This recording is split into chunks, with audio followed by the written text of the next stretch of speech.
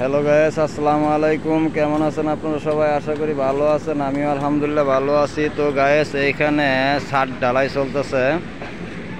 তো দেখেন কেমন হচ্ছে ছাদ ঢালাইটা।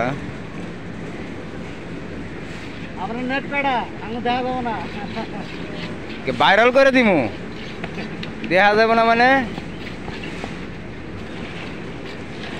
এখানে ছাদ ঢালাই চলতেছে। ঢালাইটা মূলত খুবই সুন্দর হয়েছে আমার কাছে। আপনাদের কাছে কীরকম হলো অবশ্যই কমেন্ট করে জানাবেন। এখানে ওই যে ঢালাই মেশিন চলতেছে।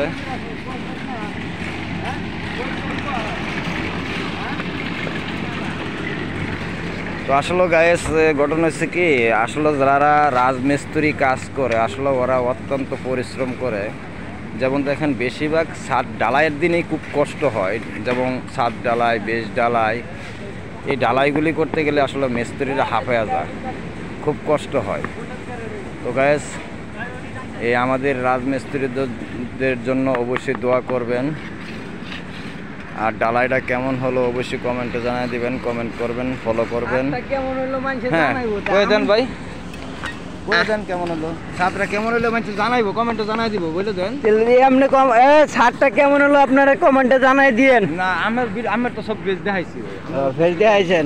আমরা দেখাবেন ঢালাই, ঢালাই কিরকম হইলো করলাম একটু কমেন্টে জানাই দিয়েন, আর বেশি বেশি করে কমেন্ট করেন। হ্যালো গায়েস, এই মিস্ত্রিগুলো চিনে রাখেন।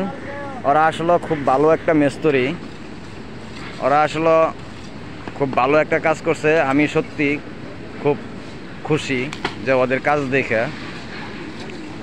কারণ এরা উত্তরার মিস্ত্রি, কারণ উত্তরার মিস্ত্রির লগে তো আঙ্গর গাজীপুরের মিস্ত্রির কোনো তুলনাই নাই। কারণ ওরা করে 8তলা 10তলা ফাউন্ডেশনের কাজ ছাড়া কাজই করে না। আর আমরা গ্রাম অঞ্চলে থাকি, আমরা অত বড় ধরনের কাজ করিও না।